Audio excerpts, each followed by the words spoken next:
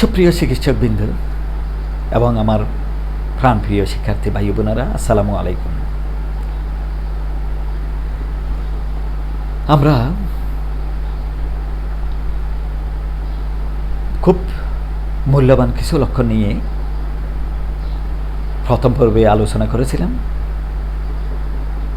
Homeopathic ওষুধের মূল সুর। আজকে আমরা আরও কিছু ওষুধের লক্ষণ নিয়ে আলোচনা করব। আশা করি আপনারা আপনাদের থার্ড আই ব্যবহার করে মেডিসিনের লক্ষণটা আপনারা কোন লক্ষণের উপর এবং কোন রোগীর উপর পড়ে সেটা আমরা চেষ্টা করব। দরজায় ঠুকা দিলে যেমন আমরা বলতে পারি, তার একটা কণ্ঠ একটা লাইন বললে যেমন আমরা বলতে পারি এটা অমুক মানুষ, ঠিক একইভাবে রোগী যখন আমাদের সামনে আসবে তার একটা বাক্য দিয়েই আমরা বুঝতে পারবো এটা কোন মেডিসিনের রোগী। দেখা যাক, শুরু করা যাক। প্রথম মেডিসিনের আমরা আগে লক্ষণগুলি বলি, ততক্ষণ আপনারা হয়তো আনসারটা পেয়ে যাবেন।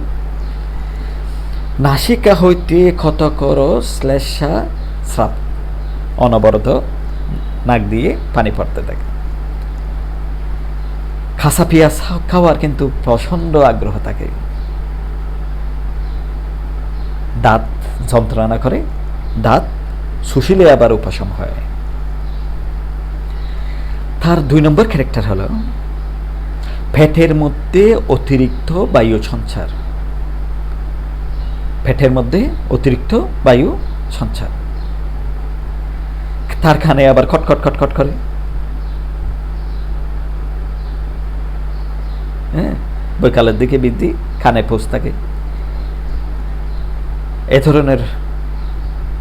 হ্যাঁ, আমরা শশা এবং কাঁচা ফলমূল খাইলে পেট ব্যথা, ভিজা পাইয়ে থাকিয়া অথবা ঠান্ডা লেগে পেট ব্যথা এরকমের যদি আমরা পাই, তাহলে আমরা কোন মেডিসিন ব্যবহার করব? হ্যাঁ, নতুন জুতা পরে, ফুসকাও পরে, আর আঙ্গুল হারনিয়া, নাকে পলিফাস, এগুলিতেই আমরা এই মেডিসিনটা ব্যবহার করতে পারি। তাহলে কোন মেডিসিন হবে এটা? নাক দিয়ে ধর ধর করে পানি পরে, চোখ দিয়ে পানি পরে, তাহলে আমরা বুঝতেই পারছি এলিয়াম সেফার। পেঁয়াজ কাটলে যে দশা হয়, এই মেডিসিনটাও সেই রকম রোগীর উপর কাজ বেশি করে।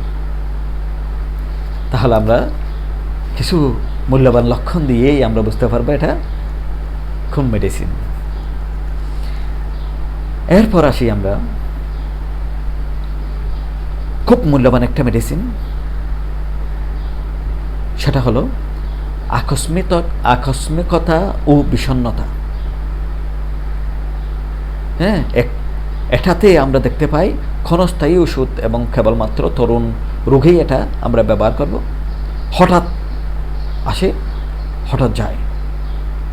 হ্যাঁ, আকস্মিকতা এবং কি তীব্রভাবে রোগ আক্রমণ করে, এটার মধ্যে আমরা দেখতে পাই। এরপর হলো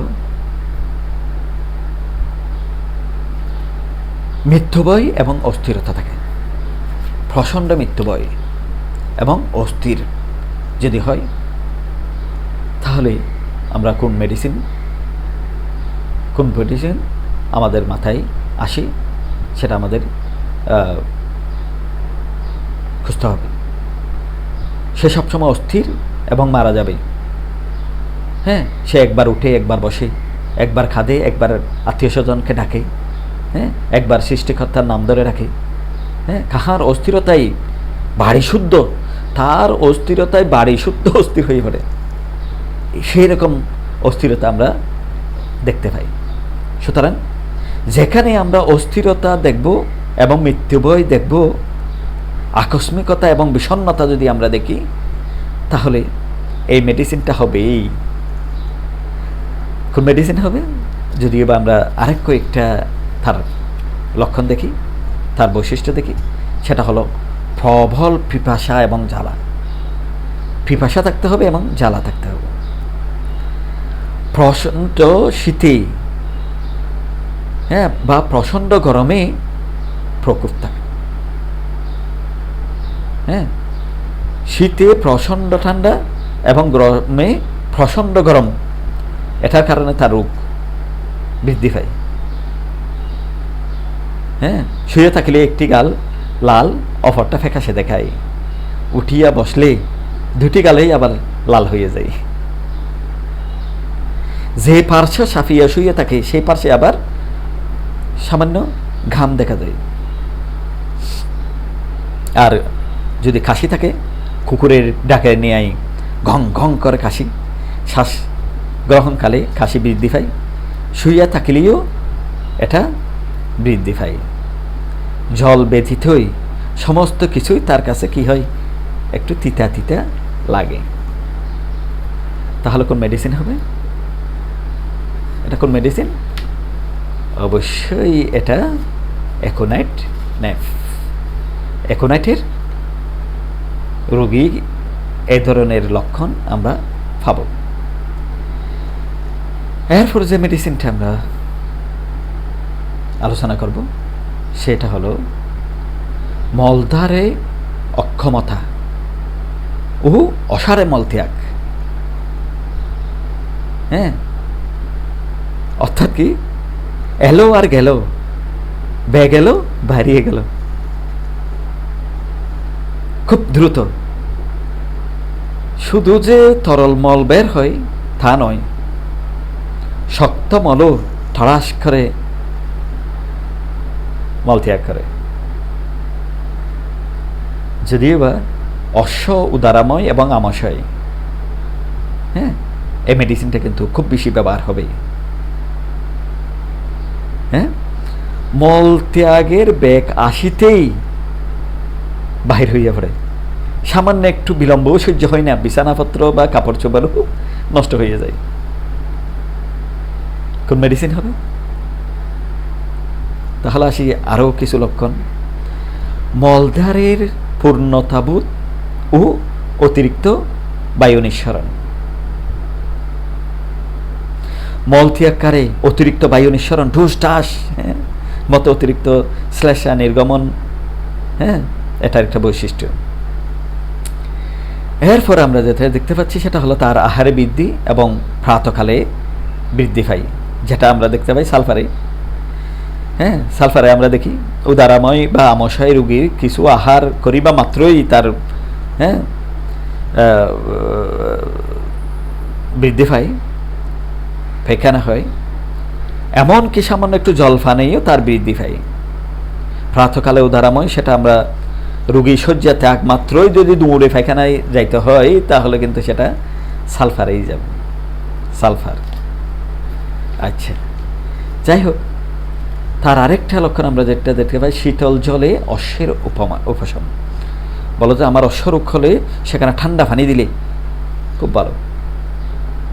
হ্যাঁ, আর যদি ভোজন বিলাসী যারা বেশি খায় তাদের যদি কোষ্ঠবদ্ধতা হয়, এটাও খুব বেশি, হ্যাঁ, মূল্যবান। আমরা কিছু দেখতে পাই পর্যায়ক্রমে উদারাময় ও কোষ্ঠবদ্ধতা, এর জন্য অনেক মেডিসিন আছে।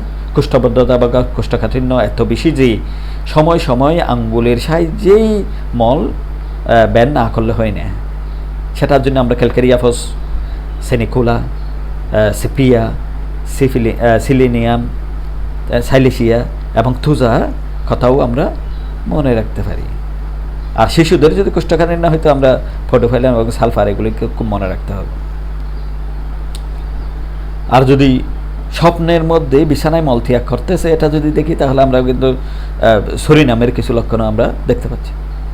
আবার যদি সর্বরোগ সাফা পড়িয়া যদি হয় তাহলে তো সালফার এবং সাইলেশিয়া এগুলি আমরা মনে রাখতে পারি। যাই হোক, আমরা যে মেডিসিনের কথা বললাম, এলো তো এলো, হ্যাঁ, হ্যাঁ, আসা মাত্রই, হ্যাঁ, এলো এলো এবং গেল, হ্যাঁ, বে গেল আর বেরিয়ে গেল, এটা হলো এলো সেকেন্ড্রিনা। এলো সেকেন্ড্রিনা মেডিসিনের লক্ষণ। আচ্ছা, যাই হোক, তাহলে আমরা অনেক মূল্যবান কিছু বৈশিষ্ট্য আমরা আলোচনা করতেছি। এটা যদি আমরা মাথায় রাখতে পারি তাহলে আমরা ঠুকা দেওয়ার সাথে সাথেই আমরা বলতে পারবো এটা এই মেডিসিনের দিকে যাচ্ছে। এরপর আমরা যে মেডিসিনটি আলোচনা করবো সেটা অত্যন্ত মূল্যবান একটা মেডিসিন। সেটার আমরা কিছু বৈশিষ্ট্য দেখতে পাই। সেটা হলো নিধারণ দুর্বলতা বা নিদারুলতার সহিত বুকের মধ্যে ঘড় ঘড় শব্দ এবং শ্বাসকষ্ট, ব্রঙ্কাইটিস এবং নিউমোনিয়া, যাই হোক, যেন তার জীবনের দীপশিখা নিষ্পাপ হয়ে যাচ্ছে, মারা যাবে এরকম। মৃত্যু যেন আসন্ন, দুর্বলতা এবং অবসন্নতা এত বেশি যে রোগী সর্বদাই নিদ্রিতের মতো চুপচাপ পড়িয়ে থাকে। জ্বর খুব বেশি নয়, শ্বাসকষ্ট এত বেশি যে কপালে বিন্দু বিন্দু শীতল গরম দেখা দেয়। বুকের মধ্যে সর্দি ঘড়ঘড় ঘড়ঘড় শব্দ করে এবং অন্তিম যেন মারা যাবে এরকম মনে হয়। ছোট ছেলে মেয়েদের তন্দ্রাচ্ছন্নভাবে পড়িয়া থাকে এবং নিদারুণ শ্বাসকষ্ট তাহার মুখে অনেক সময় ফেনাও দেখা দেয়। সেই তার কাছে মনে হয় বক্ষ স্পন্দন এত দ্রুত যে ক্ষণে ক্ষণে দর্শকের মনে হইতে থাকে এই গেল এরকম ভাব। পিপাসা সামান্য, পিপাসা নাই বললেই চলে। এই মেডিসিনটা তাহলে আমরা দেখতে পাই কি নিধারুণ দুর্বলতা এবং নিদ্রালুতার সহিত বুকের মধ্যে ঘড় ঘড় শব্দ এবং শ্বাসকষ্ট। এরপর আমরা যে লক্ষণ পাবো সেটা হলো ঠান্ডা লাগিয়া বিদ্যুতের হাঁপানি, শুইয়া থাকিতে পারে না, বাতাস করিতে বলে খারবুবেজের মতো। এই মেডিসিনটা খুব ইম্পর্টেন্ট। ঠোঁটগুলি নীলবর্ণ, চক্ষু নিষ্পাপ, নাসিকা বিস্ফোরিত, ফাতা দুটি কি নড়তে থাকে, নাকের ফাতা দুটা নড়তে থাকে। কিন্তু শ্বাসক্রিয়ার উপর যদি এই মেডিসিনে আমরা যদি দেখি সদ্যজাত শিশুর শ্বাসরোধের জন্য এটা আমরা ব্যবহার করবো, না হলে তো আমরা একোনাইট এর কথা মনে রাখবো আর কি। জিহ্বা শুষ্ক এবং লেফাবৃত থাকবে। যাই হোক, পিপাসা কম, এটা মনে রাখতে হবে। কিন্তু পিপাসা না থাকলেও সেই ঘন ঘন একটু একটু করিয়া পানি পান করতে চায়। পেটের মধ্যেও কিছু বেদনা থাকে তার। যাই হোক, নীল মুখমণ্ডল নীলাভ এবং গরমাত, তার মুখটা নীল হয়ে যায় এবং ঘর্ম ঘাম থাকে। এটাও আমাদের একটু মনে রাখতে হবে।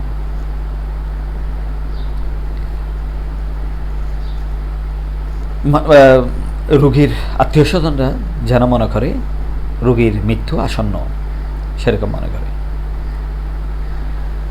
এরপর হলো টিকাজনিত কুফল। শিশুর টিকাজনিত যদি কুফল হয় তাহলেই আমরা এই মেডিসিনের কথা স্মরণ করতে পারবো। সেটা হলো কি অ্যান্টিম থার্ড। মেডিসিনটা হলো অ্যান্টিম থার্ড। এরপর আমরা যে মেডিসিনটা নিয়ে আলোচনা করবো সেটা হলো পক্ষাঘাত সদৃশ দুর্বলতা ও স্মৃতিভ্রংশ, মল ও মূত্রত্যাগ সহজ সাধ্য নহে বা কষ্টকর হয়। এই মেডিসিন মলটা আমরা দুই ভাগে দেখি। সেটা হলো শক্ত গুঠালে মল, শ্লেষা জড়িত এবং অথবা খাদার মতো নরম মল নির্গত হয়। আরেকটা হলো শুষ্কতা এবং শীতার্ততা। শুষ্কতা এবং শীতার্ততা থাকবে, খাটাফোটার ন্যায় ব্যথা থাকবে। এগুলি আমরা যদি পাই তাহলে আমরা মনে করব এই মেডিসিন, এই রোগীটা হলো কি এমন অ্যালুমিনা এর রোগী। তার আরেকটা মূল্যবান লক্ষণ আছে, সেটা হলো তার আলো মোটেও সহ্য হয় না। হ্যাঁ, সে কখনো আলো সহ্য করতে পারে না। আলো খাইলে তার কাশি বৃদ্ধি পায়, উদারময় দেখা দেয়, বমনেচ্ছা বা উদ্গার উঠিতে থাকে, নানাবিধ অশান্তির সৃষ্টি হয়। তাহলে সে যদি ইতিহাস বর্ণনা করে, তাহলে আমরা দেখতে পাবো সে আলো সহ্য করতে পারে না, যেটা আমরা নেট্রাম সালফিয়ে দেখি।